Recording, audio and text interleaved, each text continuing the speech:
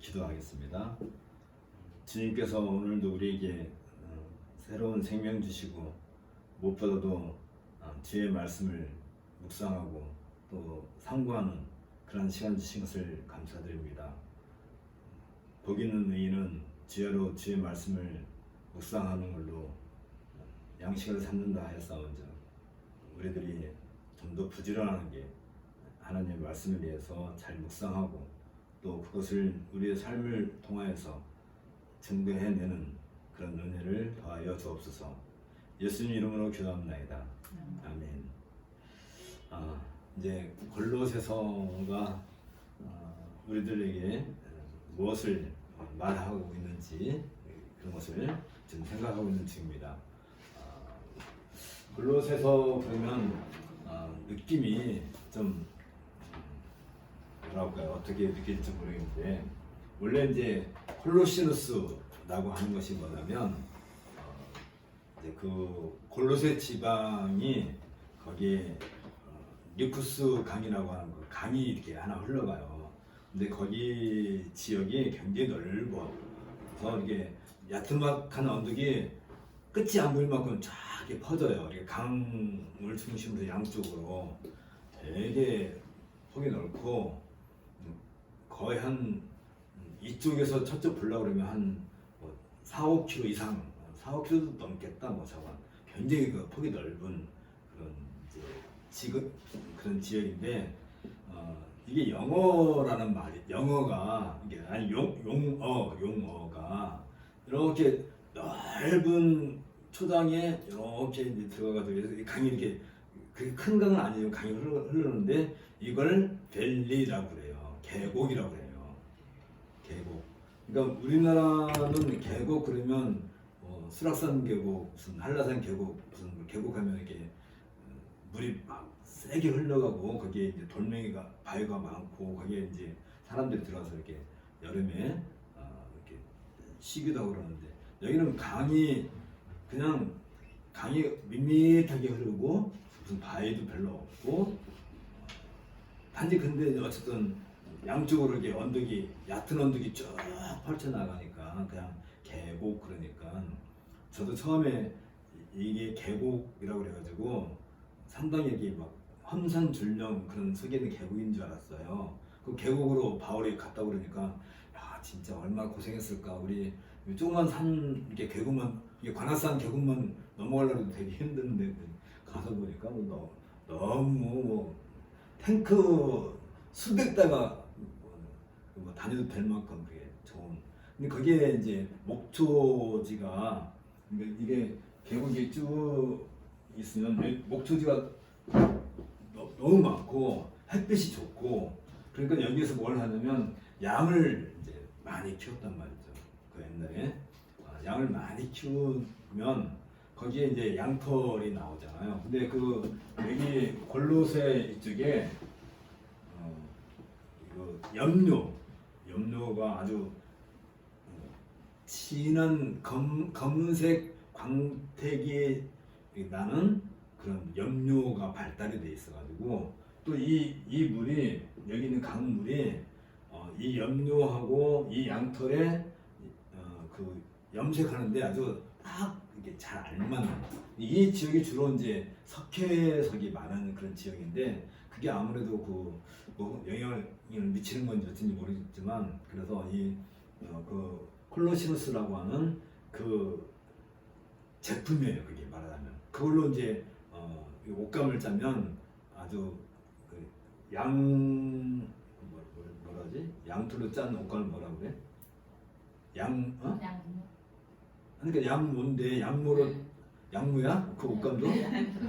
그게 양복 만들 때 그 양모, 네, 그게 양모라고 그래요. 그러니까 얼마나 그 광택이 이쁘고 이것보다 더 진한 요 색깔보다 더 진하게 그래서 이제 굉장히 값비싸게 이렇게 팔리는 그러다 보니까 이 지역이 옛날부터 돈도 많고 발달이 잘 된 그런 곳이었어요. 근데 이제 골로새라고 하는 지역은 그게 크게 넓은 데가 아닌데 여기는 이런 이제 이런 산업이 양모 산업이 발달하고 하는데 그 골로새에서 조금만 올라가면 히에라폴리스라고 하는 히에라폴리스 라고 하는 그 동네가 있어요. 여기는 약간 고산지대인데 온천이 엄청나게 발달돼 있어가지고 전 산에 웬만하면 그냥 다 온천이야. 그냥 뿜어 나오는 게. 그게 요즘에는 거기 터키 가면 파묵칼레라고 유명한 관광지예요. 히에라폴리스는 이제 온천지대다 보니까 돈 많고, 그러니까 이 골로새 같은 데서 돈을 많이 번 사람들이 이 온천지에 얘가 휴양지지 말하자면 휴양지. 일로 이제 사람들이 모이기 시작하는 거잖아요. 쉽게 말하면 여기가 온천하고 휴양하기 좋은 데고. 그다음에 뭐 또 하나 뭐 리쿠스 옆에 무슨 갑자기 내가 생각이 안 나는데 거기는 주로 상업지역으로 상업지역으로 여기 골로새는 약물을 생산하는 뭐 주로 그런 지역. 어쨌든 이렇게 하다 보니까 골로새는 점점 돈이 얼로 나가요? 일로 이제 빠져나가니 다. 결국 골로새는 쉽게 말하면 그냥 농촌, 우리나라 가난한 농촌 같은. 사실 네가 돈이 많은 곳이었는데 점점 이쪽 도시가 발달하다 보니까 이쪽으로 돈이 나가는 그런 상황이었었어요. 어쨌든 이제 이걸 왜 얘기냐면 골로새라고 하는 것이 콜로시노스라고 하는 그 약무 자색 옷감 뭐죠? 이렇게 염색하는 그 이름이었다. 그것이 골로새라고 하는 동네를 만들었다. 그래서 이제 이 골로새는 이제 에베소는 우리 성경에서 굉장히 중요한 동네예요. 에베소라고 하는 동네는 바울이 이 에베소에 있을 때 에바브라를 통해 가지고 에바브라가 골로새에다가 복음을 전하게 됐을 때 어떤 복음을 전했느냐, 이게 이제 사실은 이제 골로새에서 굉장히 중요한 역할을 해요. 이제 우리가 골로새 1장 들어가게 되면 그 부분들을 얘기하겠지만 무슨 말이냐면 바울이 전한 그 복음을 에바브라를 통해서 골로새가 전했을 때 바울은 뭐냐면 나의 복음을 에바브라가 너희에게 전했다 했을 때 나의 복음과 너희가 받은 복음은 같은 복음이다. 이 부분을 굉장히 강조를 하죠. 이것을 우리는 이 복음에 대한 이해할 때 굉장히 중요하게 여기는 내용이니까 이것은 이제 골로새서 1장 1절에서 3절 사이에서 바울이 이 내용을 굉장히 강조하는 거거든요. 그거 염두에 두고 그러면 이 복음에서 특히 바울이 이 골로새에 전했던 이 복음의 내용 중에서 바울이 특별히 강조하고 싶었던 내용 그게 뭐냐면 우주론적 기독론이라고 보네요. 이건 굉장히 중요한 내용이에요. 이건 이 부분을 이해하지 않으면 이 우주론적 기독론에 대한 이해가 안 돼 있으면 사실 골로새서를 읽어도 이게 왜 바울이 이런 얘기를 계속 하는지 이게 감이 안 와요. 그래서 우리는 이 내용을 꼭 기억을 해야 돼요. 그래서 이제 이 34페이지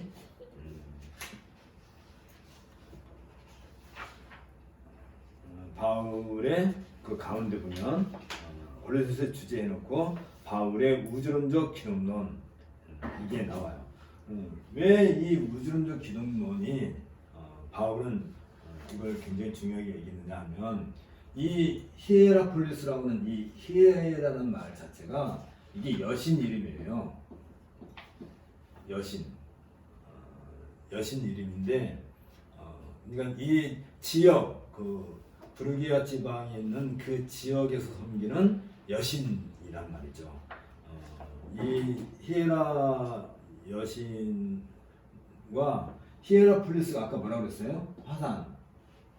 화산이 있고 화산이 있다 보니까 여기에 온천이 많이 있었다고 했잖아요. 그러니까 이게 동굴 같은 데서 김이 막 그 우리나라 온천은 온천도 아니야. 여기는 그냥 뭐 펄펄펄펄 끓는 물이 막 땅에서 계속 펄펄펄 끓고 막 증기가 막 푹 올라오고 가는 그런 곳이니까 사람들이 생각할 때는 옛날에 벌써 이게 2000년 전, 3000년 전 옛날로 생각한다면 그냥 우리나라도 뭐 이렇게 좀 깊은 계곡에 가면 뭐 귀신 섬기고 그런 게 많이 있잖아요. 지금도 무슨 뭐 깊은 산속에 가면 촛불 켜놓고 이게 큰 바위 밑에다가 이렇게 촛불 켜놓고 제사 드리고 하는 뭐 그런 거 있는 것처럼. 그러니까 옛날에는 그런 곳에 마치 신이 사는 것처럼 이렇게 생각했단 말이죠. 신, 귀신. 근데 희라고 하는 그 여신을 숨기는 것이 이 지역에 아주 편만하게 뭐 날 때부터 그건 그게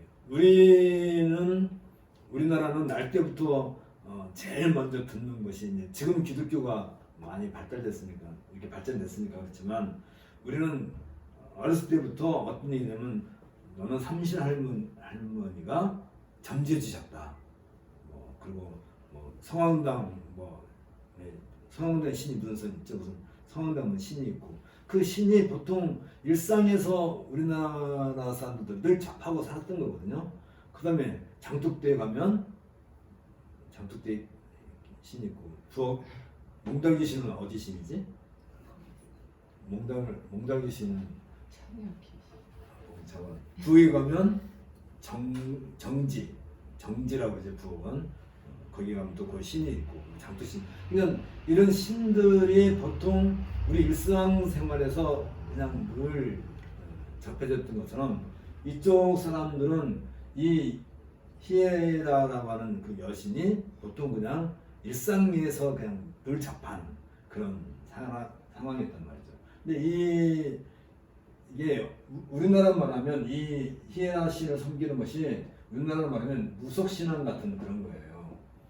무속하게 되면 막 이렇게 굿하고 그 무당이 막 이렇게 굿하다가 막 뒤로 확 제껴 넘어지고 뭐죠? 이렇게 막 이상한 소리 막 내고 막 몸 떨고 막 이런 것처럼 이게 어디 가나 뭐 그런 거 있는 것 같아요. 특히 그러니까 이 하다 보니까 이 무속 신앙의 특징적인 것이 뭐냐면 일종의 엑스타시, 황홀경 같은 그런 거죠. 이렇게 우리 무당들도 이렇게 그런 거 하잖아요. 이렇게 귀신에 접해가지고 이상한 소리 막 내고 이렇게 엑스타시. 근데 우리나라는 이제 무당이 이제 그런 걸 했다면 여기는 이 신을 섬기는 방법 중 하나가 그런 거예요. 그러니까 그 온천에서 막 증기가 막 솟아오는데 근데서 이렇게 모여가지고 신을 섬길 때 거기 있는 사람들이 다 그런 현상을 하는 거지. 이렇게 막 몸이 막 떨리고 막 이상한 소리 내고 그걸 갖다 뭐라 그래요? 방언이라고 하나? 그러니까 이때는 방언이란 말은 없었고 방언같이. 이게 원래는 이 방언이란 말은 이런 말이 아니에요. 성경에서 나오는 방언은 성경에서 나오는 방언은 언어죠. 명확하게 언어라고 하는 것은 주어가 있고 동사가 있고 또 뭐 보어가 있고 목적어가 있고 해서 이게 어떤 의미가 정확하게 전달되는 거잖아요. 근데 이제 이 황홀경 속에서 이게 뭐 이상한 소리 내면 무슨 말인가 모르는 거지. 자기만 떠드는 소리지. 근데 그런 것이 남미에 가면 부두교가 지금도 있어요. 부두교가 있어가지고 거기서도 이렇게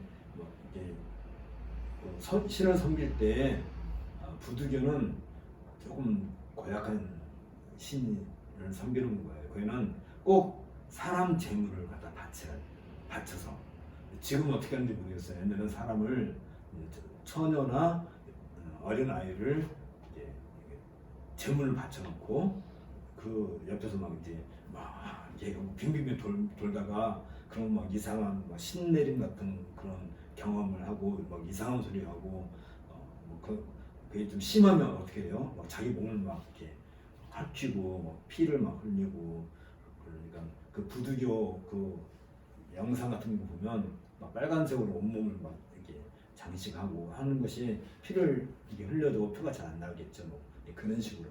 그러니까 옛날부터 이런 것들이 있었단 말이죠. 그러니까 이렇게 신을 섬기는 지역 사람들이 바울이 전해준 이 복음을 이제 받아들인 거잖아요.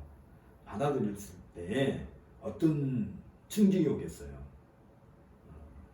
우리들도 한번 생각해보면 느낌이 오잖아요. 우리가 만약에 무속신앙에 깊이 뿌려박혔다 생각했을 때 이 무속신앙에서 항상 그 눈에 보이지 않는 게 뭐가 있냐면 서열. 무속신앙 중에서도 어떤 신을 받았느냐에 따라서 무당들 사이에 계급이 형성이 돼요. 그러니까 이제 장군신을 모시면 굉장히 그 무당 중에서도 굉장히 힘이 센 거고, 이제 할머니 신을 받았어. 그러면 할머니 신을 받은 무당은 진짜 꾀죄죄하게 살 수밖에 없는. 그리고 무슨 뭐 그래서 그 우리 그 신의 나당을 보면 무슨 신 받았다 이렇게 써놓은 것들 보잖아요. 애기 동자 신 받은 사람은 진짜 그 사람은 늘 애기같이 되는 거지, 하는 거지. 아 근데 그거 알아요? 그 애기 동자가 학교를 다니고 나중에 대학생이 된대요. 그러니까 아기 말 다 그대로 다 하다가 큰 데잖아요. 그 아기 동자 신 받은 사람이 몇 년 뒤에 가니까 우리 그 뭐라 하던데 내가 모신 신이 이제 지금 중학생 됐다고. 뭐 그런 몇 년 사이에 이제 대학생 됐다고 그러고 이렇게. 어쨌든 간에 무속에서는 이게 나름대로 신의 그 등급이 있어요. 그래서 이제 우리나라뿐만 아니라 이제 중국에서도 보면 관우 장군 신을 받는다든지 뭐 장비 그 신을 받는다든지 그러면 굉장히 등급이 높고 그건 무슨 말이냐면 사람들이 찾아왔을 때 그만큼 자기가 효험을 많이 그러면 그런 사람 찾아가겠죠. 그렇죠? 아무래도 소문이 그렇게 나면 진짜인지 아닌지 모르지만 어쨌든 간에 마찬가지로 그러니까 늘 이 히에라 신을 섬기는 그 사람들 이 사람들은 기본적으로 늘 그 마음속에 뭐가 담겼냐면 신에도 등급이 있다는 것이 이렇게 그게 있는 거고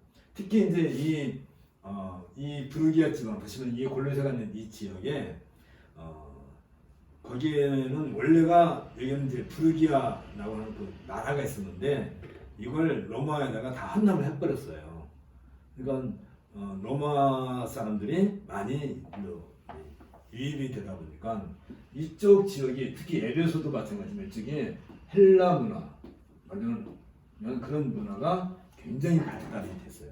헬라 문화라고 하는 것이 이제 그리스잖아요. 그리스 문화라든지 그러다 보니까 헬라는 특히 어떤 면에서 발달했냐면 철학적인 면에서 철학이라고 하니까 우리 되게 어렵게 생각하는데 사실은 이 철학이라고 하는 것은 다른 게 아니에요. 옛날부터 사람들은 늘 이 신을 섬기고 살았단 말이죠. 늘 옛날부터 아주 옛날부터 어떤 신이든지 간에 오랫동안 신을 섬기고 살아왔는데 그 신을 섬기기 위해서 해야 될 것이 뭐냐면 노래도 해야 되고 그러니까 이제 시도 써야 되잖아요. 시를 써야 말하자면 작사를 해야 작곡도 하고 그러니까 신을 숭배하기 위해서 여러 가지 그 발달한 것 중에 하나가 이제 문학이 발달되죠. 문학이 이제 발달돼서 시도 하고 그럼 이 시가 만들어지면 노래를 만들어야 하니까 이제 문학 다음에 뭐예요? 음악을 또 뭐라고 그래? 음악 그 다음에 미술 왜냐면 이렇게 우상을 이렇게 아름답게 꾸며야 되니까 그러니까 이런 문학이라든지 음악이라든지 미술이라든지 이런 것들이 자꾸 발달을 해요. 근데 이게 발달하면 이걸로 끝나는 게 아니라 우리가 도대체 이걸 왜 해야 되지? 왜 해야 되지? 왜 해야 되지? 자꾸 이걸 이제 사람들이 생각하게 되잖아요. 기본적으로.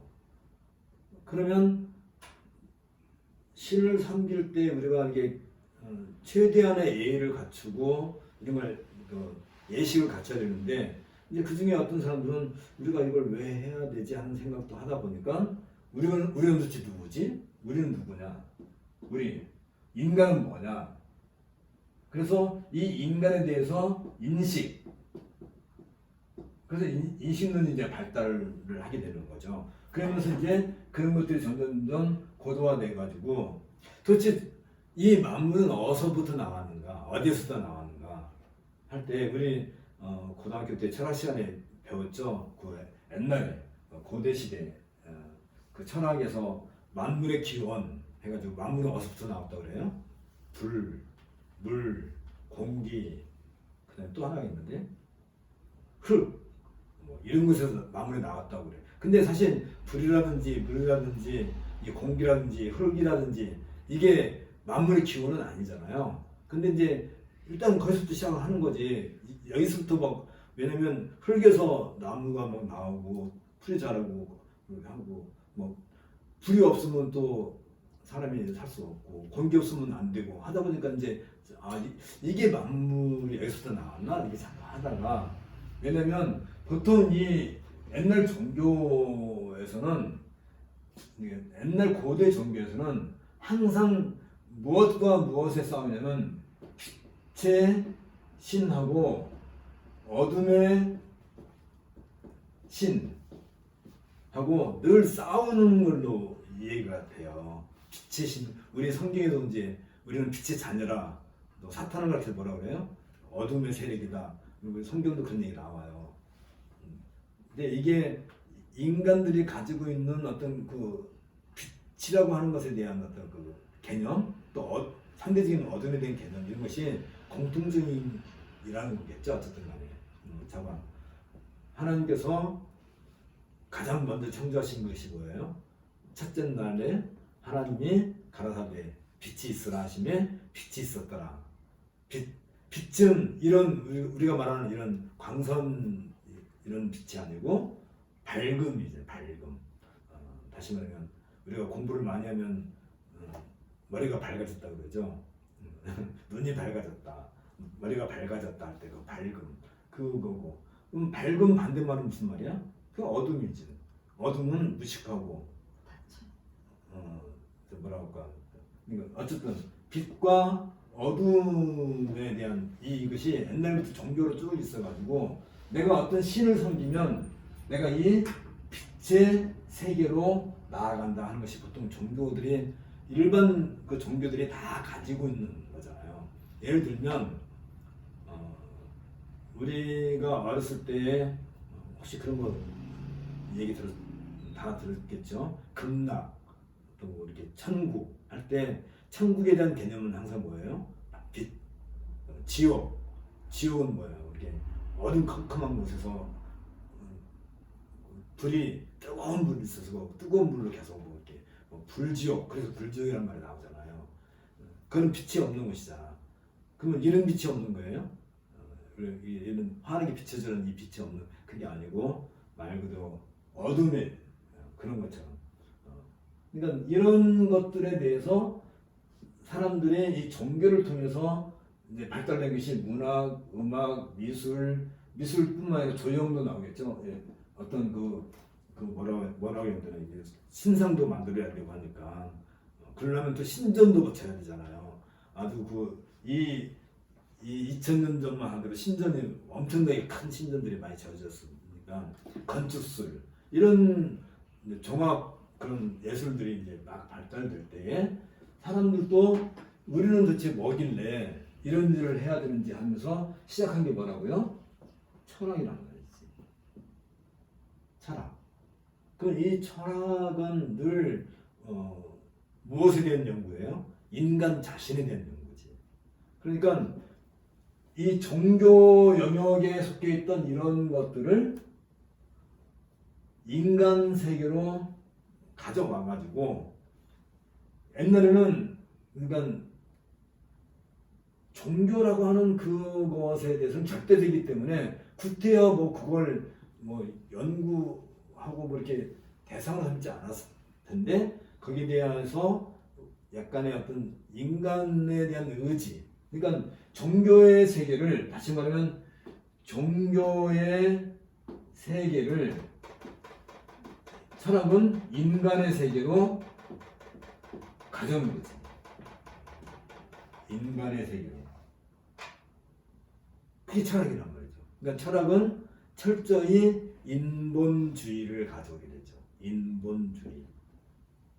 그러니까 자, 정리하다 보면 이 히에라폴리스라고 하는 이 동네 이름이 말해준 것처럼 이 지역에, 말 골로새 지역에 히에라라고 하는 여신을 숭배하는 것이 그냥 일상의 삶이에요. 거기는 그냥 태어나자마자. 그런데 거기에 헬라 문화가 들어오면서 또 그 사람들은 이 헬라 철학을 이제 받아들이기 시작하는 거죠. 쉽게 말하면 우리가 서양 학문 옛날에 받아들였던 것처럼, 그러니까 조선 시대에 유교가 이렇게 막 판치고 있던 곳에 서양 문화가 들어오게 되면 갓을 쓰고 양복을 입는 형태가 되겠죠, 그렇죠? 옷은 양복을 입고 갓은 쓰고 다니고, 왜냐면 갓은 신분을 상징해야 되니까 뭐 이제 그런 것처럼. 이 시대 사람들도 그랬단 말이죠. 그런데 또 여기에 또 어떤 일이 또 생기냐면 유대인들이 여기 한 2만 명 정도, 2만 세대의 유대인들이 또 이쪽 지역으로 이제 옮겨지게 돼요. 그러니까 여기는 말 그대로 종합 선물 세트가 되는 거죠. 원래 토속 종교에다가 헬라 철학이 들어오게 되고 유대인들이 2만 세대쯤 되가 이렇게 들어오게 되면 이 불교 지방에 한 2만 세대가 들어온다고 생각해봐요. 얼마나 유대인들이 많이 들었겠어요. 근데 유대인들은 여러분 알다시피 철저하게 유대교라면 유대교. 유대교의 특성이 뭐예요? 할례. 우리가 잘 아는 거죠?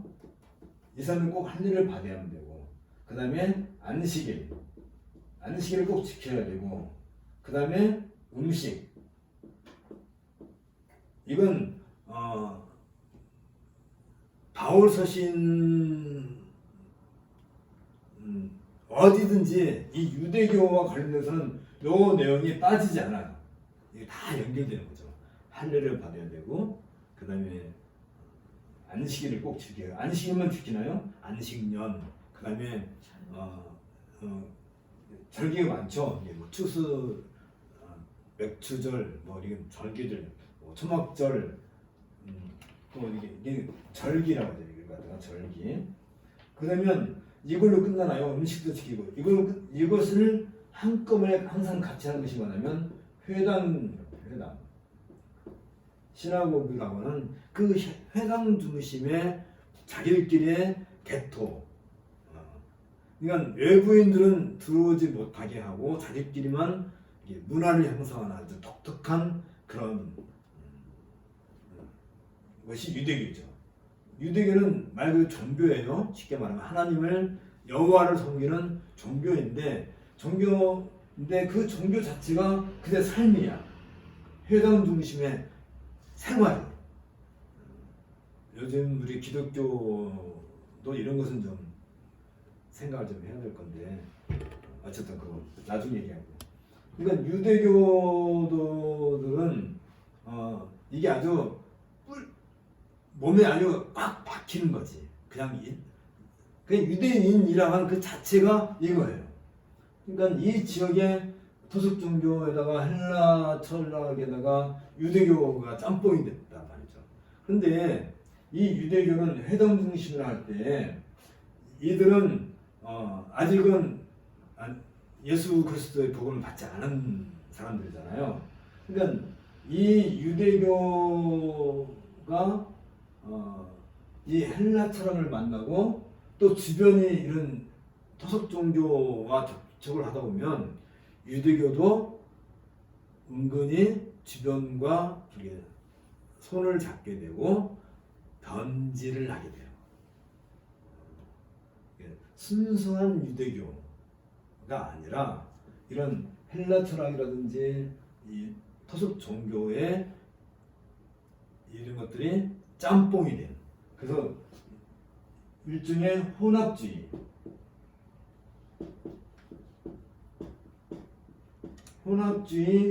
유대교가 돼버린 거죠. 이해가 가죠? 네. 이 토속 종교와 헬라 인본주의적인 헬라, 이 유대교는 철저히 신본주의잖아요. 근데 이것들이 짬뽕이 되는 그런, 짬뽕이라니까 되게 참 그렇다, 혼합된 그런 유대교로 변질이 되는 상황이에요. 그런데 알다시피 바울이 1차, 2차, 3차 전도여행을 하면서 계속 복음을 전하고 다니면서 항상 이 회당, 왜냐면 바울은 유대인이니까 회당에 들어가서 이렇게 그 회당에 참여할 자격이 있어요. 그러면 회당 예배는 어떻게 진행되냐면 랍비가 어떤 구약 성경이지, 그때는 뭐 신약 성경이 없을 테니까 구약 성경이 있고 거기에 대해서 이제 강설을 해요. 쉽게 말하면 이 내용은 어떤 내용이다 라고 강설을 하고 난 뒤에 그 랍비가 강설을 하고 난 뒤에 거기 있는 그 20살 이상 된 유대인들 중에는 누구든지 손을 들고 그 강설에 대해서 물어볼 수도 있고, 아니면 자기 의견을 표현할 수도 있고, 아니면 자기가 어떤 성경 구약성을 읽고 거기에 대해서 자기 의견을 말을 할 수가 있어요. 그러니까 유대교는 굉장히 그런 면에 있어서는 일찍부터 뭐라고 해야 되나요? 좀 민주적이라고 해야 되나? 이거 꼬마라고 해봤자 좀 그냥 그런 꼬마는 이제 원래 찬송만 그냥 하는 것이지만, 차관 유대인들은 자기 의견을 얼마든지 이렇게 랍비한테 말할 수도 있고 회중들한테 말할 수 있고 하니까, 바울도 그 회당에 참석했다가 랍비 강설이 다 끝나고 난 뒤에 누구든지 말할 수 있는 그 시간 되면 바울이 손을 들고 성경, 구약 성경을 가지고 뭘 얘기해요? 바울이 전한 복음의 가장 큰 특징이 뭐라고요? 예수는 그리스도다. 예수는 누구라고요? 우리가 알려줬다. 예수. 그러니까 메시아가 그리스도고, 우리가 예수라고 할 때는 항상 머릿속에 뭘 넣어야 된다고요? 성육신 하신 분. 성육신. 그러면 하나님이 인간의 몸을 입고 오신 분이 예수다. 이건 전 세계 어떤 종교에도 없는 거예요. 어떻게 신이 자기 백성을 구원하려고 인간의 몸을 입고 와가지고 신이 십자가에 못 박혀 죽냐 말이야. 이 말이 돼요? 어떤 종교가, 어떤 사상이 이런 얘기를 한 적이 있나요? 신을 섬기라고는 해요. 그런데 신이 인간의 세계로 친히 인간이 돼서 와가지고 그 인간의 죄를 속죄하기 위해서 십자가에 못 박혀 죽었다 라고, 그런 종교는 없어요. 기독교만 그렇게 해요. 기독교만. 바울이 지금 그 얘기하는 거예요. 예수는 그리스도다 할 때, 그리스도는 뭐라고요? 메시아. 구약에서 말하는 그 메시아. 그 메시아는 어떤 메시아예요? 유대교가 다시 말하면 다윗 왕국과 같은 그런 나라를 다시 회복해서, 다윗 시대에 사실은 그렇지는 않았지만 유대인들이 믿을 때는 다윗 시대가 가장 영광스러운, 자기들 민족 역사에서 제일 그 영광스러운 시대라고 생각하는 거예요.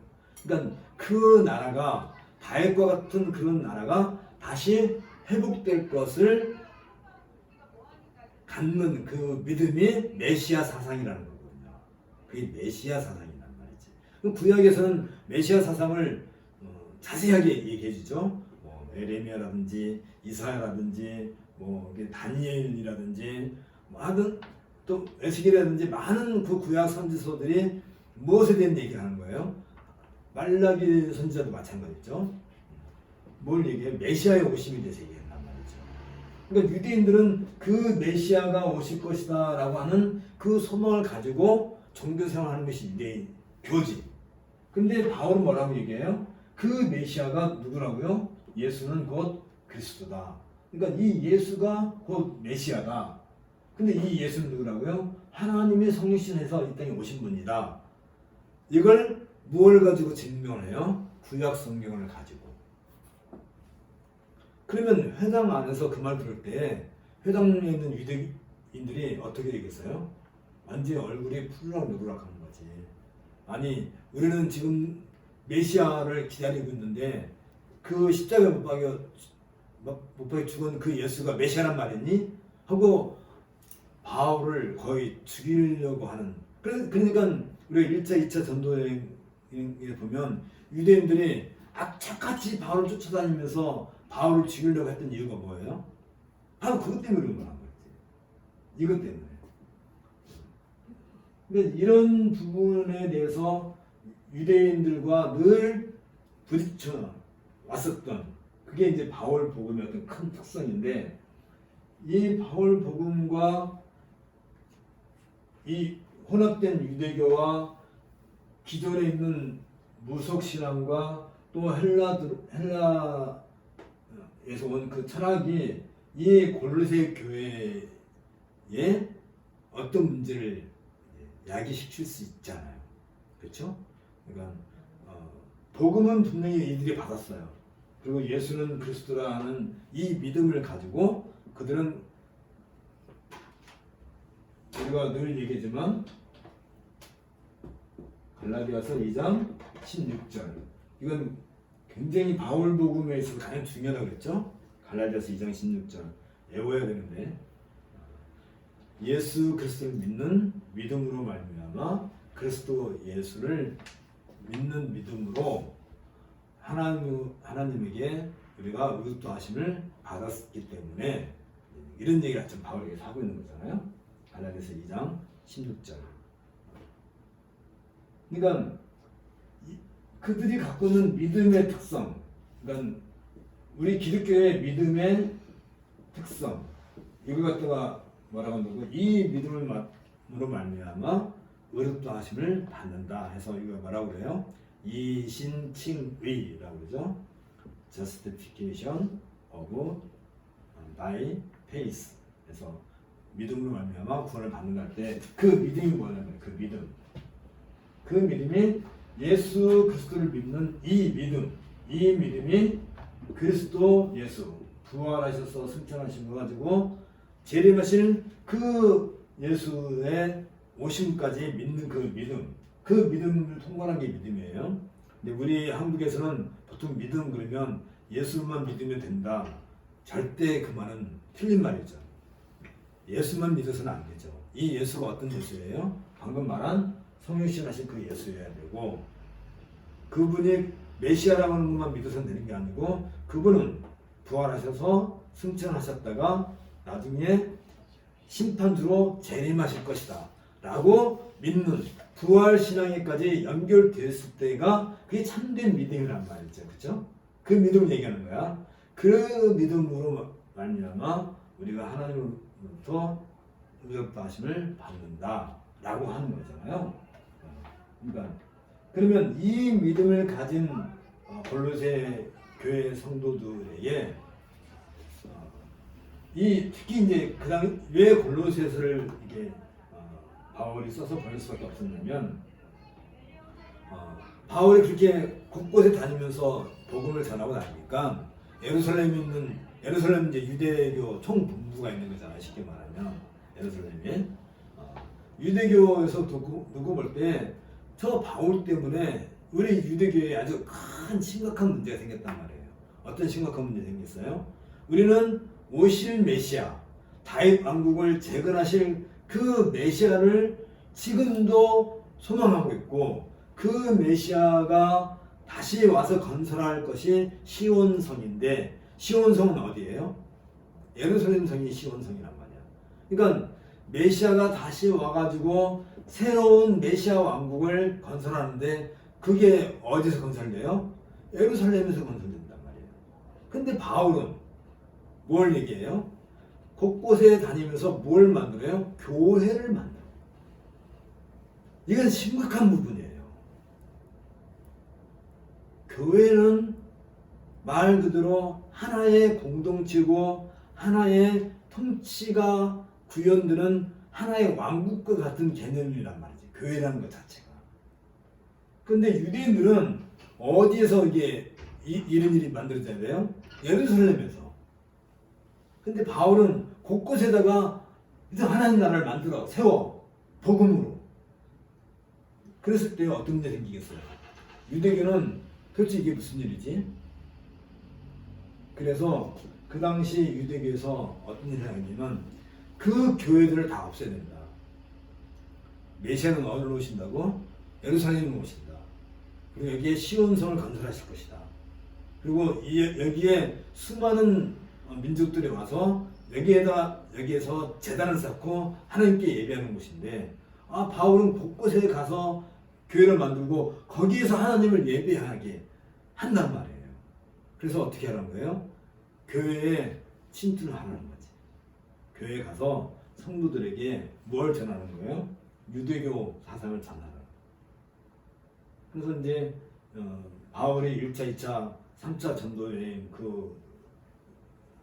그것이 끝나고 바울이 로마에 가 있을 때 특별히 예루살렘 유대교에서 가장 신경 쓴 게 뭐냐면 이미 세워져 있는 교인들을 기독교를 와해하고 그들을 얼로 끌고 오라는 거예요. 유대교로 끌고 들어오라 하는 그런 정책이 아주 강하게 시행되고 있었단 말이죠. 그러니까 이 골로새 지역에도 누가 와서 이 유대인들이 와가지고 하는 거예요. 바울이 전했던 이 복음, 예수는 그리스도라고 하는 이 복음에 대해서 그들은 뭘 강조하겠어요? 당연히 너희 할례 안 받으면 그거 소용없어. 너희 안식 안 지키면 그거 의미가 없어. 너희들 이런 음식 같은 거 하나님께서 분명히 성경에 기록됐지 먹지 말라고 한 거 있잖아. 이거 먹는 것은 하나님께 죄를 짓는 거야. 먹지 마.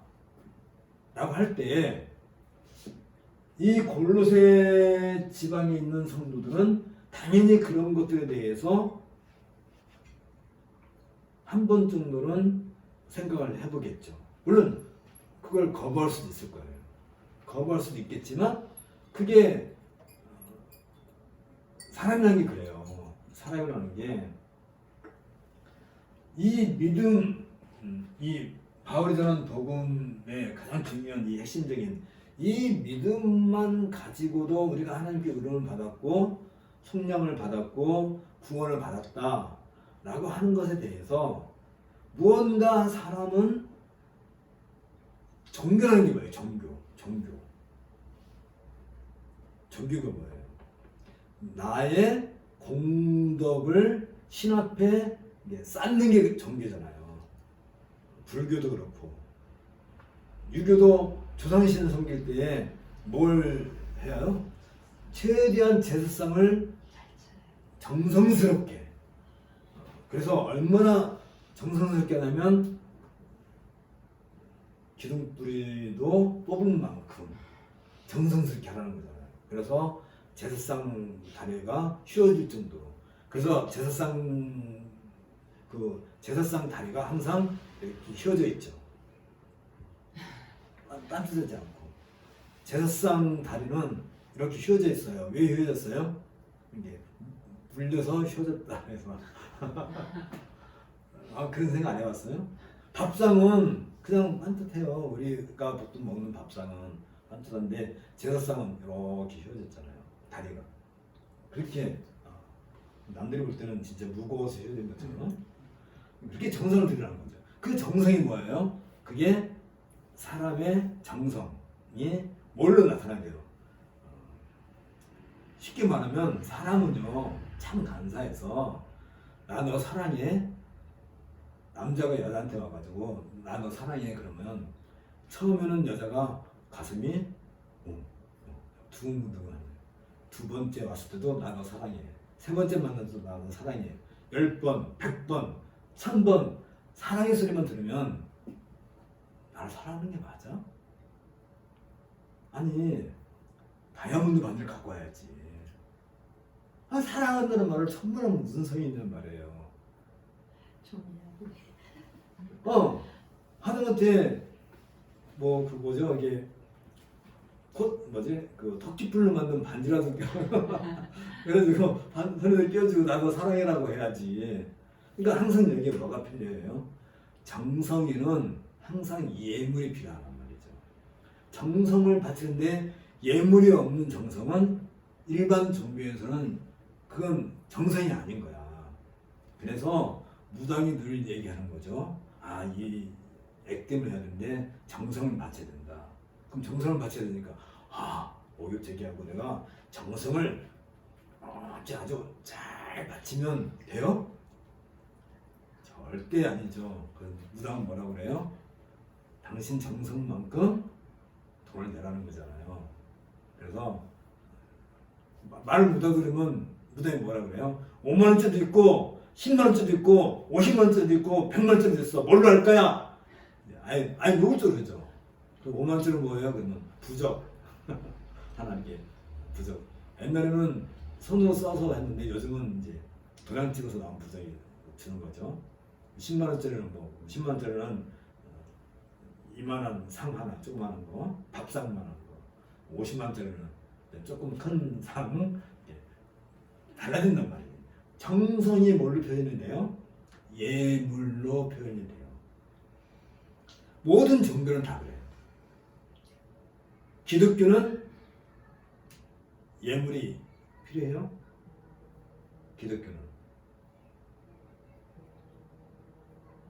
기독교는 예물을 가장 큰 걸로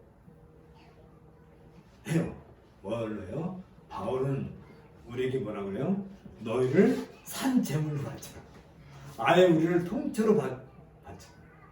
통째로. 그런데 뭐 그게 정세는 말이지 뭐 어쨌든. 근데 어쨌든 이 모든 종교는 늘 정성과 예물로 그걸 종교를 이게 신을 섬기는 그게 모든 종교란다면, 그러니까 이 유대교들도 그걸 요구하는 거예요. 일단 몸에다가 할례를 받아라, 안식일 지켜라, 그리고 제물을 바쳐라. 어떤 식으로 바쳐요? 여러 가지 방식으로 이렇게 그 중에 뭐 음식도 있고 뭐 절기도 지키고 뭐 이런 것들, 그게 다 정성을 바치는 그런 방법이 되겠죠. 그런 식으로 기독교인들한테 요구할 때에 우리 기독교인들은 나도 모르게 당연히 그래야 된다는 생각을 하게 돼요.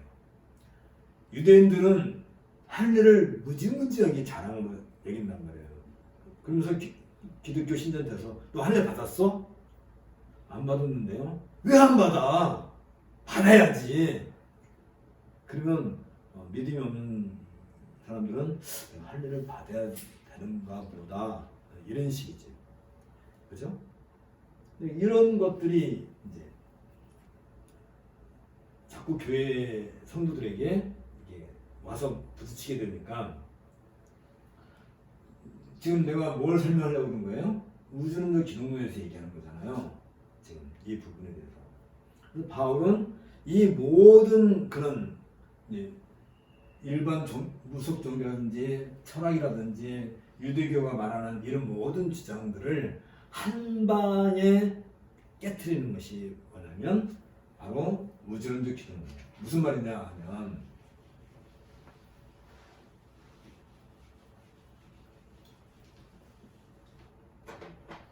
가장 중요한 게 만물은, 이 철학에서는 이 만물이 뭐 여러 가지 뭐 요인들을 자꾸 제시하는데, 이 만물은 누구를 통해서 만들어졌다? 그리스도를 통해서 만들어졌고, 그리스도를 위에 창조되었다. 그러니까 누가 주인공이에요? 만물은 그리스도가 주인공이다. 그래서 마을은 만유의 주라는 사상을 강조를 해요. 다시 말하면 모든 만물, 이 세상에 있는 모든 그 만물 안에 뭐가 들어있어요? 이 만물 속에는 종교, 철학, 또 온갖 무슨 잡동선이 다 들어있는 거죠. 뭐 이런 것들. 여기에 유대교도 포함이 되겠죠. 그러니까 이 모든 유대교는 종교 속의 하나니까 이 모든 만물이 다 그리스도 안에 있다. 그래서 만물 in 크라이스트. 그래서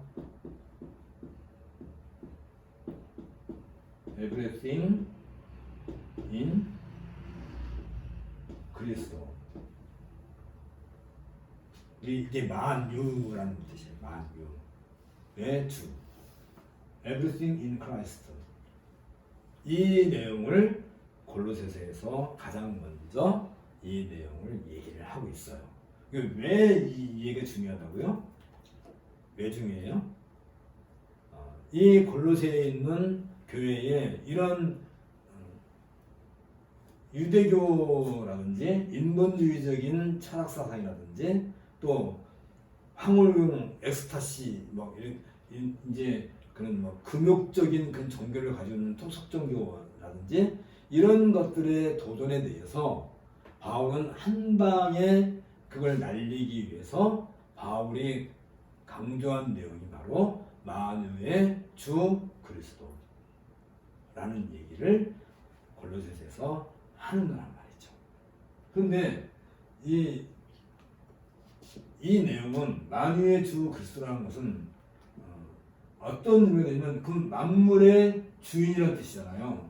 만물, 이게 만유의 주, 만물의 주인이라는 뜻이니까 주인이라고 하는 것이니까 다시 말해 그리스도 통해서 만물을 만들었고 창조가 됐고 그리스도를 위해서 창조됐다 할 때는 창조 됐다 할 때 그리스도야말로 온 우주를 초월하시는 분이시다. 초월자이신 그리스도라는 얘기를 하는 거란 말이지. 자, 이 얘기가 굉장히 길어졌는데 그 34페이지 그 A 나오죠? 거기 한번 읽어주실래요? A.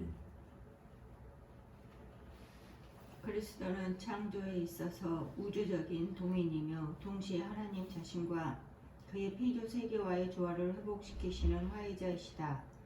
때문에 하나님과 그리스도 사이에 그리고 그리스도와 세상 및 교회 사이에 아이온이 침입할 틈새가 전혀 없다. 네. 그러니까 이 만유의 주시고 그리스도를 통해서 만물이 만들어졌고 그리스도를 위해서 만물이 만들어졌다 했을 때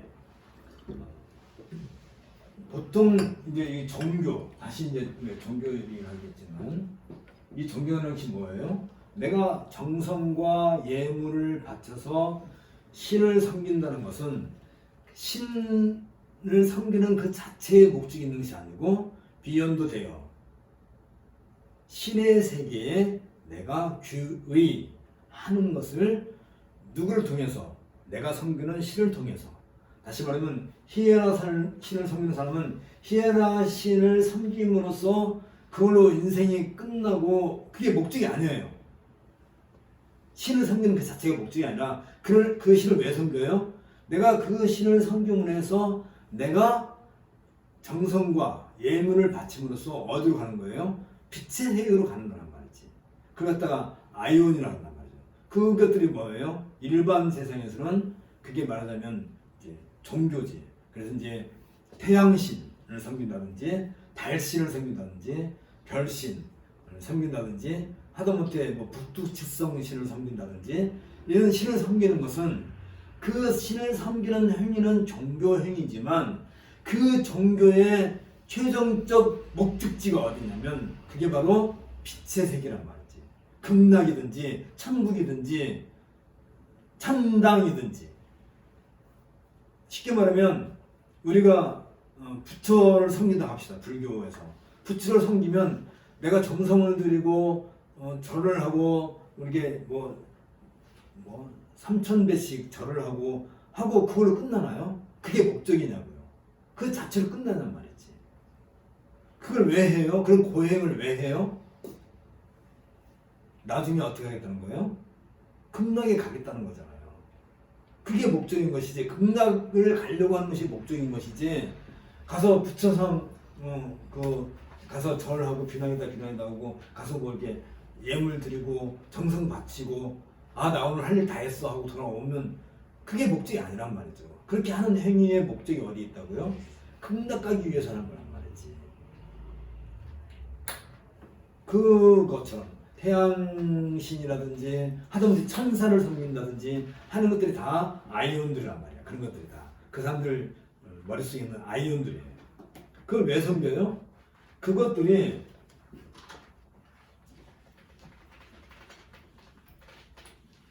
말하자면 빛의 세계가 있는데 이 빛의 세계를 갖다가 뭐 천국이라든지 천당이라든지 극락이라든지 열반이라든지 뭘 적어.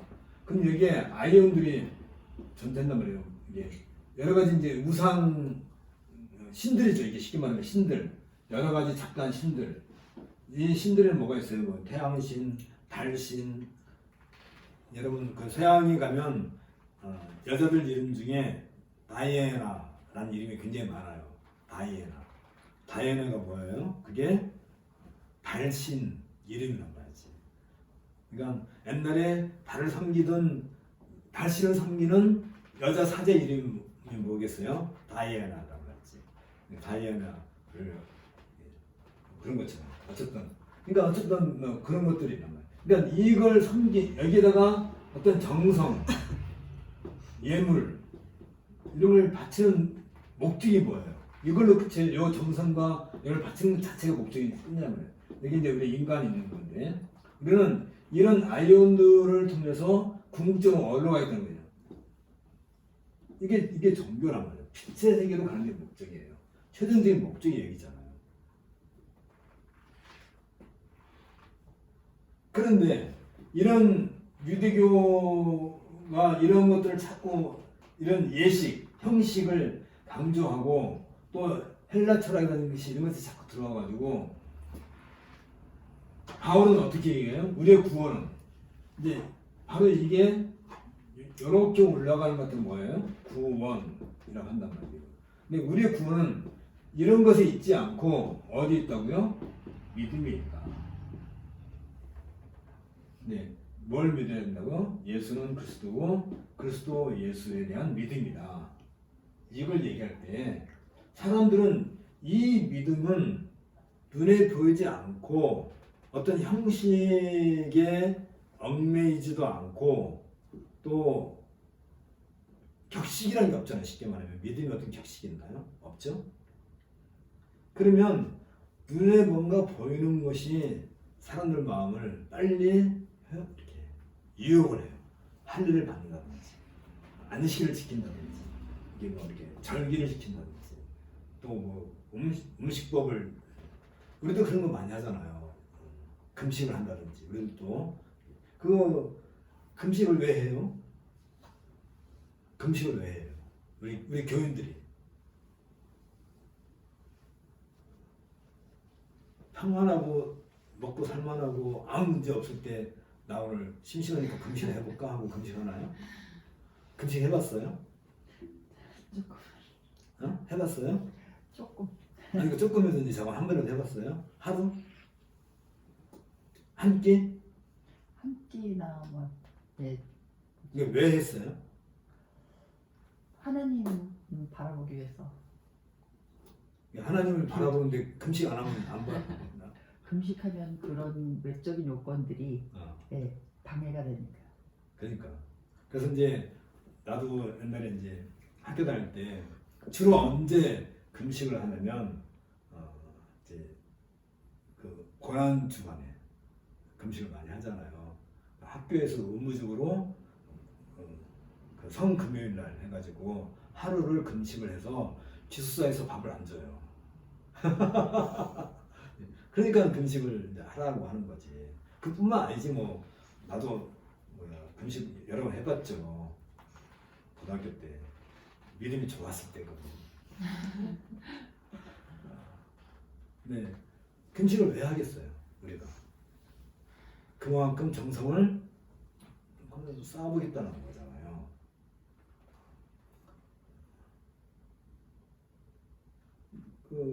그게 이제 뭐 유대교에서는 금식하는 것이 어느 때 하냐면 국가적인 재앙이 임했을 때는 모든 백성이 배옷을 입고 금식하게끔 돼 있죠. 구약에서 그랬죠. 그거 말고 개인이 금식할 일은 사실 구약에서는 거의 찾아보기가 쉽지 않아요. 다윗이 이제 그런 적이 있었죠. 바스바하고 난 아들이 죽게 생겼으니까 금식하고 기도를 하고 그런 적이 있죠. 그러니까 어떤 부분에서 이제 그게 뭐 나쁘다 할 수는 없겠지. 근데 그때는 어느 시대예요? 그리스도 예수님께서 아직 이 땅에 오셔서 복음을 우리에게 비춰주지 않은 그 시대잖아요. 지금은 그러니까 이제 그 예수님 시대에도 바리새인들이 오늘 이제 안식일인데 그 예수님의 제자들이 이제 밀리삭을 꺾어서 먹으니까 왜 안식일 날 일을 하느냐라고 하니까 예수님 뭐라고 그래요? 안식일의 주인은 나다 그러면서 지금은 너희가 이렇게 뭐 금식하고 뭐 이렇게 하지만 신랑을 만났을 때는 다시 말하면 잔치자리가 열렸을 때는 굶는 사람이 없다 그랬어요. 지금은 어느 시대예요? 지금은 금식하는 시대예요? 잔치하는 시대예요? 예수님이 오기 이전에는 금식하는 시대지만 예수님이 오고 난 뒤에는 잔치하는 시대란 말이죠. 지금은 천국 잔치하는 시대란 말이에요. 지금 이 시대가. 그래서 교회가 뭘 해요? 매주마다 교회는 지금 우리는 그걸 안 하지만 이 당시 초창기 때 그때는 무슨 뭐 아직 목사라는 제도도 아직 확장되지도 않았고 장로라는 제도가 아직 확장된 것도 아니고 집사라는 제도만 있었고 아직 선지자들이 그 사도들이 있을 때 사도가 없는 곳에서는 교인들이 모였을 거 아니에요. 여러 교회가 바울이 하도 많은 곳에 다니면서 교회를 다 세워놨는데 바울이 한순간에 그 교회를 다 다닐 수도 없고 그러니까 곳곳에 뭘 세워놨어요? 감독들을 세워놨단 말이지. 아직은 목사라고 하지는 않았지만 교회 장로들을 세워놨단 말이에요. 그들이 예배를 드려요. 예배를 한단 말이지. 매주마다 안식 후 첫날마다 주일마다 어떻게 예배 드렸을 것 같아요? 오늘처럼 우리처럼 뭐 성가다가 있고 무슨 뭐 이렇게 뭐 강대상이 있고 그랬겠어요? 아니란 말이지. 이렇게 교회당 그러니까 교회당이 만들어진 것이 300년대란 말이죠. 그러면 100년 AD 200년까지는 그냥 집집마다 모여요. 집집에서 각 가정 뭐 베베네 집이라든지 그런 집에서 이렇게 모였단 말이죠. 루디아 집에서 모였다든지 그 집에서 모여서 예배 드릴 때 어떻게 예배 드렸겠어요? 예배 형식이 뭐였겠어요? 예전이 뭐였겠어요? 응?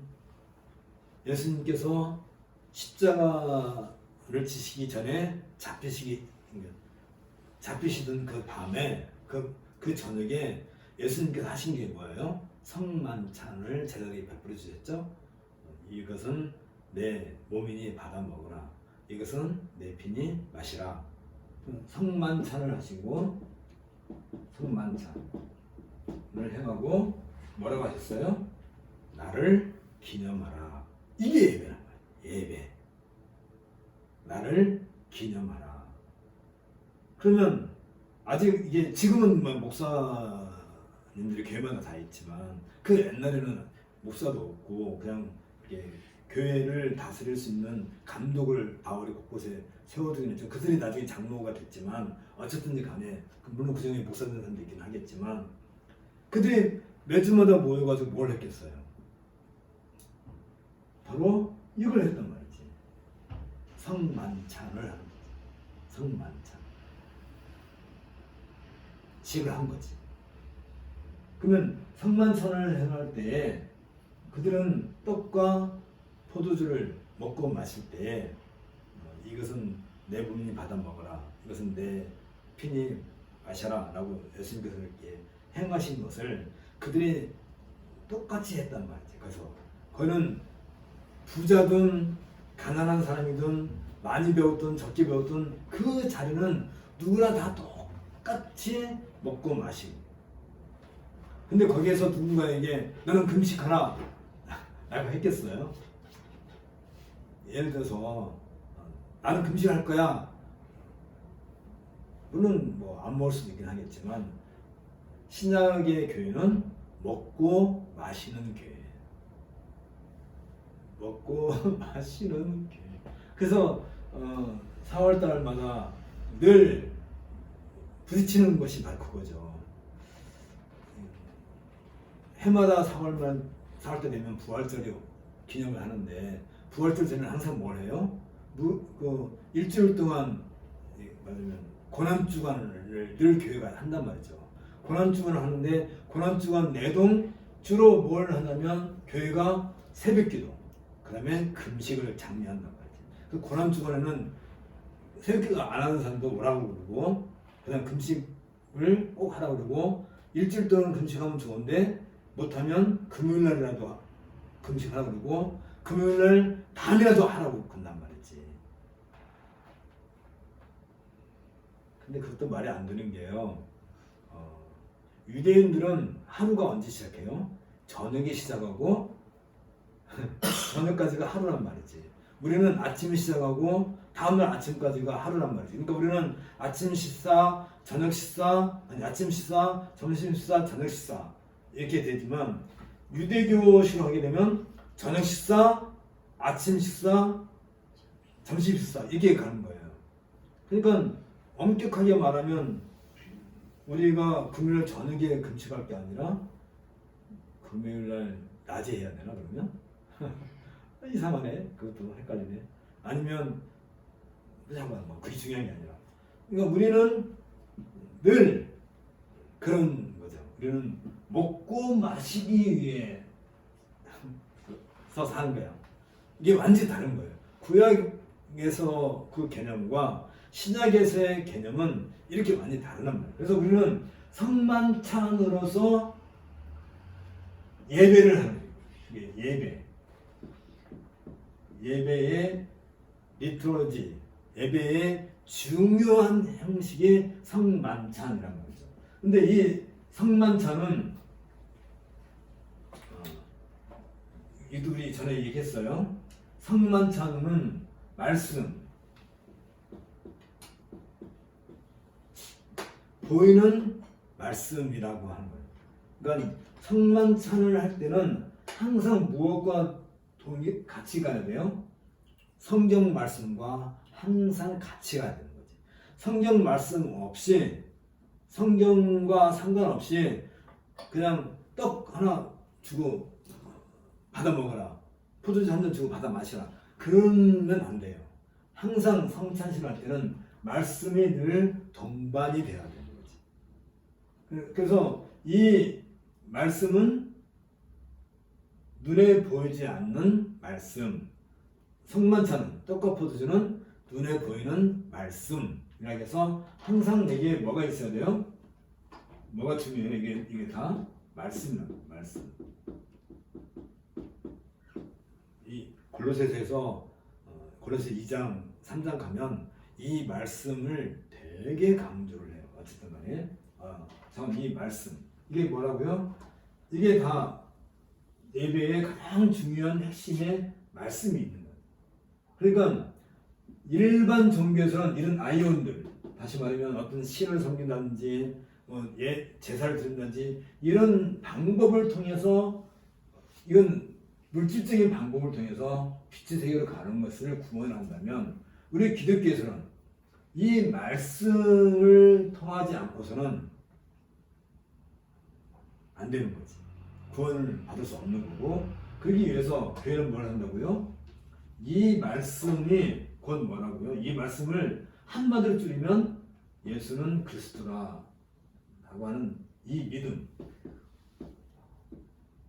그러면 성만찬은 우리가 왜 받아 먹어요? 왜 떡과 포도를 왜 먹어요? 바로 이 믿음 때문에 먹는 거란 말이죠.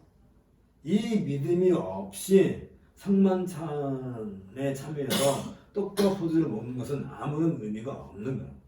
그러기 위해서 진짜 우리가 여기서 놓치지 않아야 될 게 있는데, 이 성만찬, 다시 말해 이 말씀의 잔치, 이건 잔치라면 잔치. 잔치자리예요, 잔치자리. 금식하는 자리가 아니에요. 이 자리에 들어가기 위해서 바울은 골로새서에서 뭘 얘기하냐면 옛사람을 벗어버리라. 뭘 얘기해요?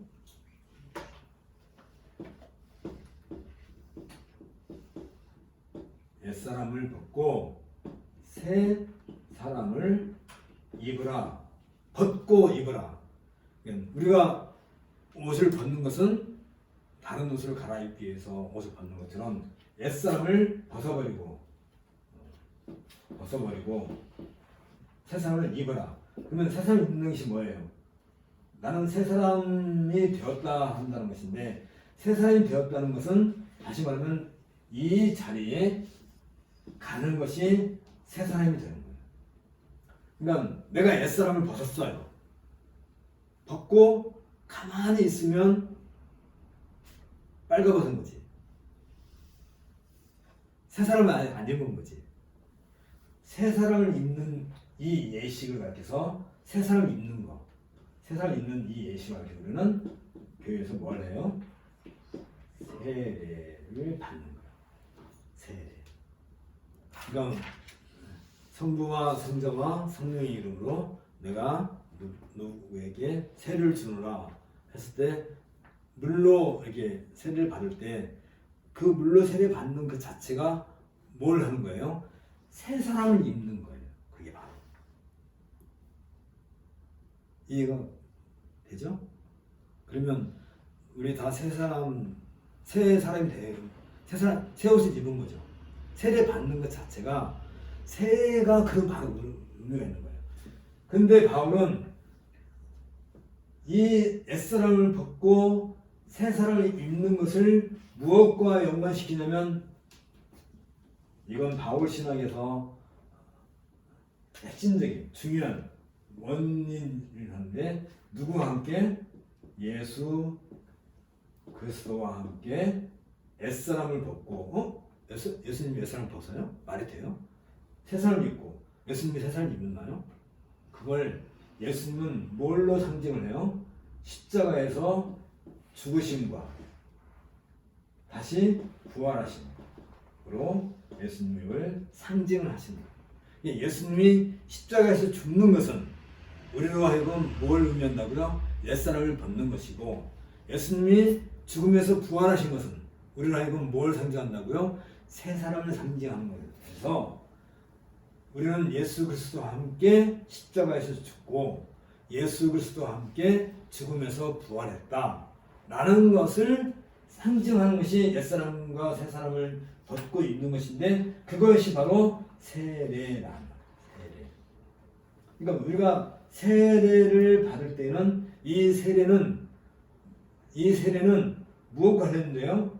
예수 그리스도와 함께 죽었다가 다시 살아났다는 것을 의미한단 말이죠. 그래서 이 세례받지 않고서는 이 잔치 자리에 참여할 수 없는 거잖아요. 이 잔치 자리에 참여함으로써 성만찬에 참여하게 되고, 또 우리가 말씀을 듣게 되는 이 모든 행위, 이 모든 행위에 뭐가 항상 작용하는데, 말씀을 작용하는데, 성령은 이 말씀을 통해서 역사하시는 거고, 이 모든 사실을 한마디로 말하면 이신칭의라고 한단 말이에요. 이신칭. 우리가 이신칭이라는 말은 그렇게 단순한 말이 아니에요. 기독교의 모든 사상이 한마디에 녹아져 있는 것이 바로 이신칭의라고 한단 말이죠. 그러니까 단순히 지금 골로새서에서 바울이 믿음에 대한 얘기 하나 하는 것만 하더라도 기독교에 대한 모든 것이 다 담겨 있는데 왜 이 얘기를 한다고요? 아까도 말한 것처럼 만유의 주라는 것을 지금 바울은 얘기하고 있는데 유대교라든지 철학이 로마 헬라 철학이라든지 아니면 도석 종교라든지 이 모든 것들은 항상 중개자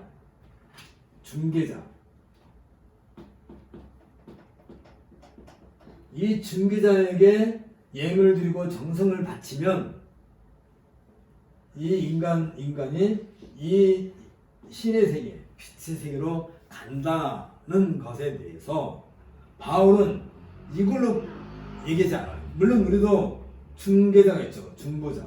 누구죠? 예수 그리스도가 중보자죠. 그런데 바울은 이런 중개자로서의 개념으로 이 중보자를 얘기하는 게 아니라 만물의 주이시고 만물을 창조하신 분이고 만물의 주이신 그분과 우리가 다시 말해 이 성만찬에 참여하고 말씀에 참여된 우리가 말씀 자체가 곧 뭐예요? 말씀 자체가 그리스도란 말이지. 다시 말하면 이 중보자가 있는 게 아니라 우리는 이 그리스도와 우리는 한 몸이라 그 연합을 얘기해요. 연합. 어떤 뜻이에요? In Christ. 그랬을 때 지금 여기는 신과 이게 신이 있죠. 신과 인간 사이에 끊어진 관계를 화합 또는 화해 이걸 갖다가 구속 이런 말로 쓸 수 있는데 이걸 누가 해준다고 생각해요? 이 신들이 해준다고 생각한다고. 일반 종교에서는. 바울은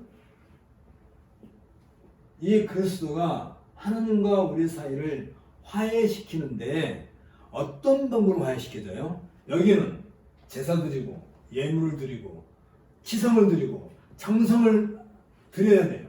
그러니까 이건 행위의 근거예요. 믿음은 필요 없어요. 종교에서. 일반 종교에서는 나 믿음 좋아. 개나 주라고 그래요. 무당들한테서 나 믿음 좋아요. 소용없다니까. 무당은 뭘 필요로 해요? 이거 안 가져오면 소용없단 말이에요. 아무리 치성드리고 해도. 근데 그러니까 어쨌든 여기는 이 행위가 뭘로 표시돼요? 항상 물질로 표시됩니다. 물질로. 근데 기독교에서는 우리가 그리스도와 연합됨으로 말미암아 연합됐다는 것은 결국은 누구와 화해가 되냐면 하나님과 화해가 됐다는 것을 의미한단 말이에요. 어떤 방식을 통해서 그리스도께서 시대에 죽으시고 부활하시는 이것으로 말미암아 우리는 그리스도와 한 몸이 되어서 그리스도가 하나님이시지만 물론 그리스도께서 우리에게 이 연합 우리가 그리스도 안에 있기 때문에 이 그리스도 안에 우리가 있기 때문에 우리가 여기 있기 때문에 우리는 하나님과 화합이 된 것이지 우리가 어떤 행위나 어떤 물질이나 어떤 예물이나 이런 걸로 신을 달래가지고 하나님과 우리 사이에 화해가 이루어진 것이 아니다는 사실을 강조하기 위해서 가장 먼저 바울은 무엇을 얘기한다고요? 우주론적 기독론을 골로새서에서 굉장히 강조를 하는 거란 말이죠. 이야기가 상당히 길죠. 근데 이 우주론적 기독론은 우리가 밤새가지고 한 달 동안 밤새갖고 얘기해도 끝이 안 날 만큼 엄청난 이야기 내용이 많단 말이죠. 그러면 이 우주론적 기독론을 바울은 어디에서부터 가져왔을까? 물론 창세기 1장 1절에서 가져왔겠죠. 당연히.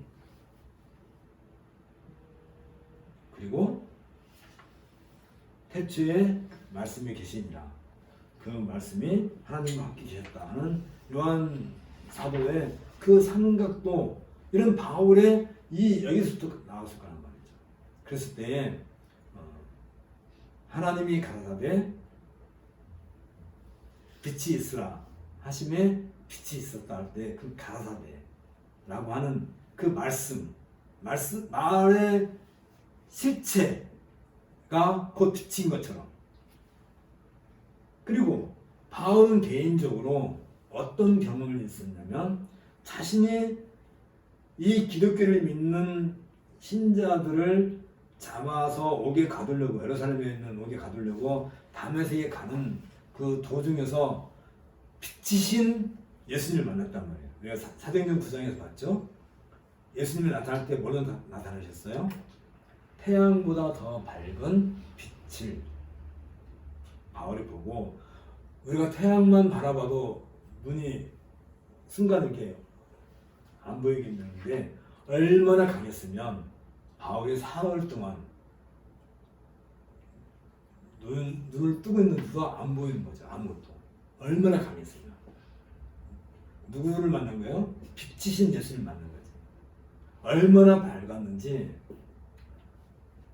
사울이 말 위에 있다가 땅으로 떨어졌는데 4월 동안 전혀 못 볼, 완전히 눈이 먼 거잖아요.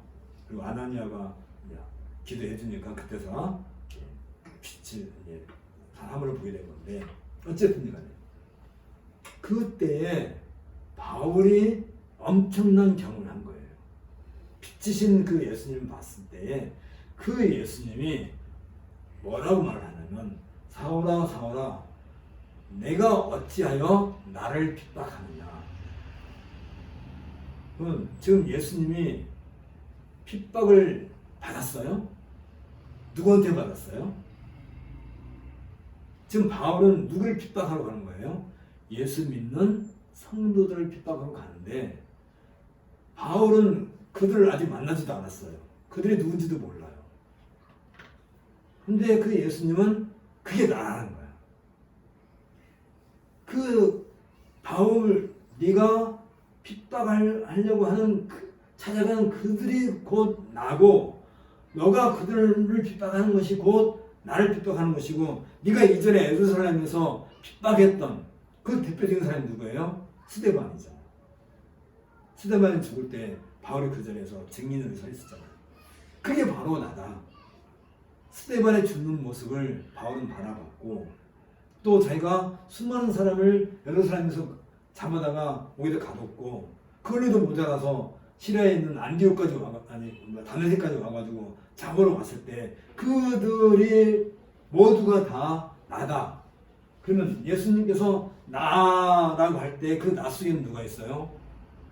바울이 죽였던 스데반을 비롯해가지고 수많은 그 기독교 신자들 그리고 아직 바울이 만나지도 않은 신자들 그 바울이 만나지 않은 신자들 속에 누가 있어요? 바로 우리가 거기도 있는 거란 말이지.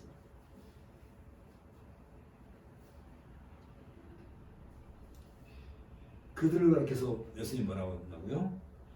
네가 왜 나를 핍박하느냐 라고 할 때 그 나가 성도들과 연합된 그리스도인데 그 그리스도가 누구라고요? 만유의 주인이시란 말이지.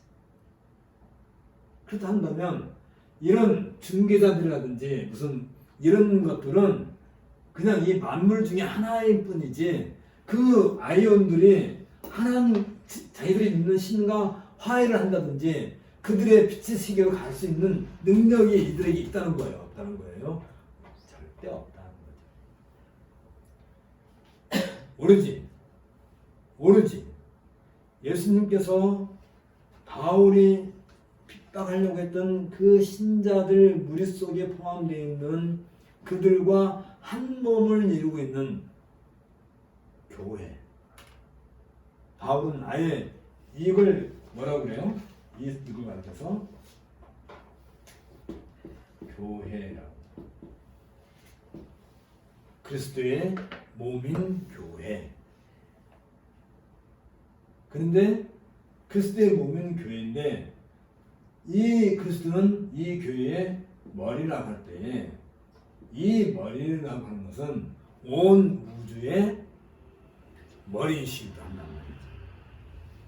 그러니까 우리가 그리스도를 믿는다 한다는 그 믿음이라고 하는 그 말은 내가 십자가에 못 박혀 죽은 그 예수님을 믿사오니 그 말 한마디로 끝나서는 절대 안 되는 거예요. 그래서 사도신경은 뭐라고 그래요? 십자가에서 죽으셨다가 본디오 빌라도에게 고난을 받고 십자가에 죽으셨다가 장사한 지 사흘 만에 부활하시고 그리고 하늘에 오르사 그리고 절이로서 우리 이검사님은 절이로서 그러니까 금리가 낮은 절이라고 생각했대요. 학교 때. 학교 때, 고등학교 때 절이 왜냐면 이 부기를 하신 분이라 금리로 생각하시는 거죠. 절이로서 하늘로부터 뭘 하시고 온다고요? 우리를 심판으로 오신다. 심판으로 오신다. 그리고 거기까지 끝나요? 사도신경에 무당이 무슨 얘기 나와요? 거룩한 성도의 교통을 위해서 공회가 뭐예요? 교회예요. 교회가 뭐예요? 그리스도의 몸. 성도의 교통. 성도의 교통은 뭐예요? 그리스도와의 연합. 그래서 내가 다시 살 것을 믿사옵나이다. 우리도 부활할 것을 믿는 거죠. 믿음은 이렇게 광범위한 내용을 다 담고 있는 거고 여기에 바울은 이 모든 이야기를 풀어갈 때에 만물은 그리스도 안에 있다. Everything in Christ. 만유의 그리스도, 만유의 주이신 그리스도라고 하는 이 사상을 가지고 이 모든 문제를 다 한 방에 정리를 해주는 것이 골로새서예요. 그래서 골로새서는 우리의 골을 빠개고 우리의 골을 빠개서 거기에 뭘 집어넣어야 돼요? 바로 이걸 집어넣어요. 만유의 주에 대한 믿음. 여기로부터 시작이 되면 그 나머지 모든 부분들, 다시 말하면 유대인들이 별소리를 다 하고 철학이 별소리를 다 하고 일반 미신이 별짓을 다 하고 뭐 작두 끝에 올라가가지고 춤을 추고 그거요 아무도 안 한 거죠. 그리고 철학 그거 애들 유치원 애들 얘기예요. 유치한 얘기라고 해요. 만물의 기운이 어디서 나온다고? 불에서 나온다고요? 말 같은 소리를 해야지. 공기에서 나와요? 어디서 나왔어요 우리가? 원숭이에서 나왔어요?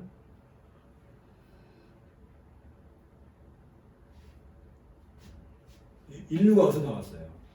원세포에서 나왔어요? 아메바 같은 원세포가 발달해가지고 그게 고등동물에 대해서 원숭이가 돼가지고 원숭이가 또 이렇게 적자생존의 그 진화론의 이론에 따라서 직립 인원 이게 직립인 사람으로 뭐 크로마니를 거쳐서 여기까지 왔어요.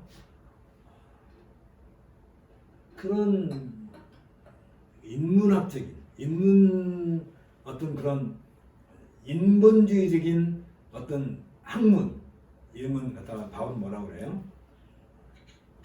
초등학문이다. 그런단 말이죠. 우리 초등학교 때 배웠던 그 정도의 학문을 가지고 기독교 이 사상을 절대 대신할 수 없을 뿐만 아니라 우리가 갖는 믿음이 얼마만큼 이렇게 수준 높으냐면 한마디로 말하면 그거예요. 만유의 주, 그러니까 우주론적 기독론에서 한마디로 말하는 게 뭐냐면 우주를 초월하신 분이다. 아예 대놓고 얘기하는 거예요.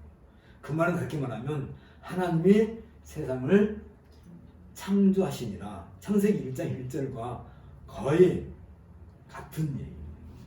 그 하나님이 그리스도시고 우리는 그 그리스도와 연합되어 있기 때문에 하나님과 화해를 이루게 된 것이지, 우리가 어떤 예물과 정성을 바쳐서 노여워하는 하나님을 내가 달릴 수 있냔 말이에요. 무슨 수로? 양을 한 1000마리 바치면 하나님께서 우리에게 노여워하는 것을 풀으실까? 절대 아닌 거죠. 내가 그리스도 안에 연합되어 있지 않으면 하나님은 우리를 철저하게 외면하신 분이고, 우리와 하나님과 우리는 아무 상관이 없다 하는 것을 이 골로새서는 우리에게 얘기해줘요. 이 얘기가 되게 길었지만 사실은 이 모든 내용을 다 담고 있는 거고, 결론 41페이지 가운데 교회를 그리스도의 몸이라고 할 때 거기 한번 읽어주세요. 교회를 그리스도의 몸이라고 할 때 이 말은 교회는 그리스도의 몸으로서 교회의 생명과 모든 다른 자원들을 어리신 그리스도로부터 끌어온다고 말할 때 진리가 된다. 따라서 고린도전서와 로마서에서 보여주고 있는 바울의 교회가는 그리스도를 몸인 교회의 머리라고 이해할 때 보다 분명한 신학적 해석이 가능하다. 예, 잠깐만요. 그러니까 교회는 그리스도의 몸이다. 또 교회는 그리스도와 연합되어 있다. 우리 성도들은 그리스도와 한 몸이다. 라고 할 때에 골로새서 1장 18절에서 말한 것처럼 그리스도는 몸인 교회의 머리다. 라는 전제하에서 그리스도와 연합을 얘기한다든지 그리스도와 한 몸을 이뤘다든지 교회는 그리스도의 몸이다 할 때 이 말이 참된 가치를 가지고 의미를 참된 진리란 말이죠. 그러니까 예를 들면 한마디로 말하면 그래요. 우리는 그리스도와 연합되어 있다. 그 말 맞아요? 들려요? 맞아요. 우리는 그리스도의 몸이다. 맞아요? 들려요? 맞아요. 그런데 그건 진리가 아니에요. 어떤 면에서 그리스도는 그 교회의 머리시다. 이걸 빠뜨려 버리면 그 말은 맞는 말인데 진리가 아니라는 거지. 진리가 아니라는 것은 맞는다는 말이에요? 틀린다는 말이에요? 결국은 틀린다는 말이에요. 이 말이 좀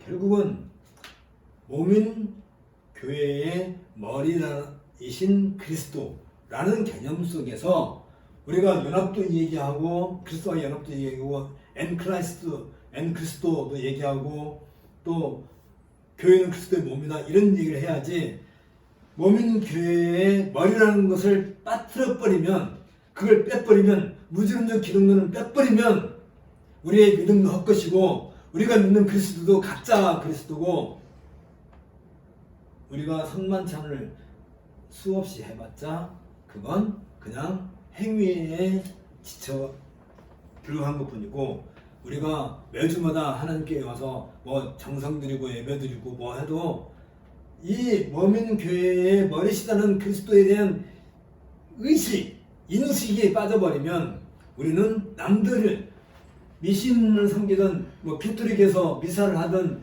다른 종교, 뭐 이슬람에서도 뭐 이렇게 하루에 5번씩 이렇게 기도 시간 갖고 그런 거랑 다를 바 하나도 없는 거예요. 그래서 오늘 중요한 얘기. 그 다음 읽어주세요.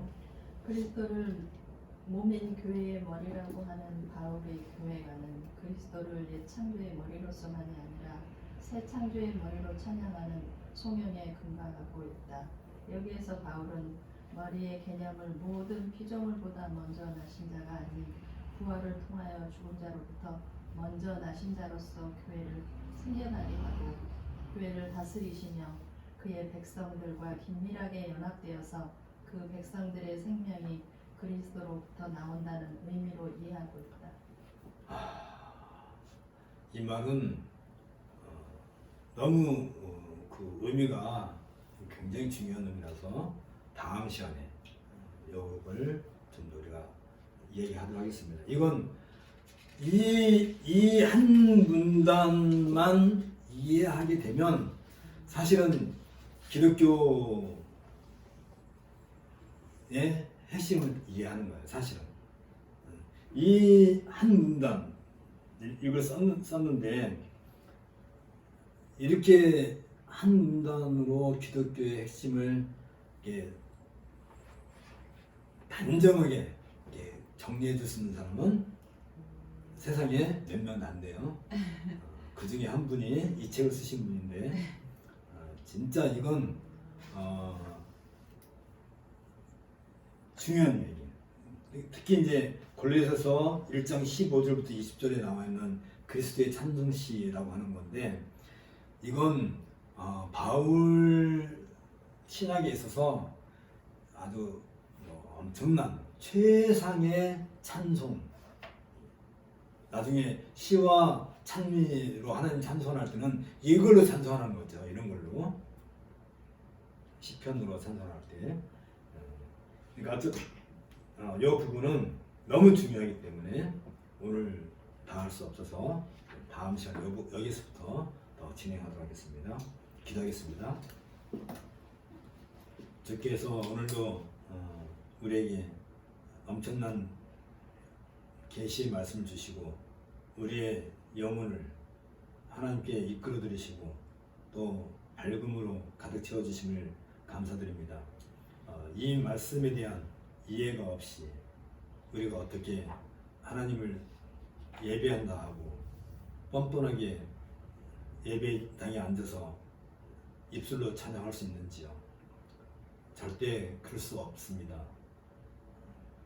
정말 우리가 입술을 열어서 찬송을 하고 또 귀를 열어서 말씀을 듣고 또 손을 내밀어서 주의 떡을 먹고 마실 때 몸인 교회의 머리이신 그리스도에 대한 고백 없이 어찌 감히 그런 일을 행할 수 있는지 참으로 불쌍히 여겨주시었고 우리가 이런 부분에 있어서 좀 더 정신을 바짝 차리고 하나님께 예비하는 그런 자리에 나갈 수 있도록 은혜를 더하여 주옵소서.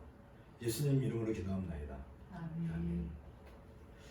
수고했습니다. 감사합니다.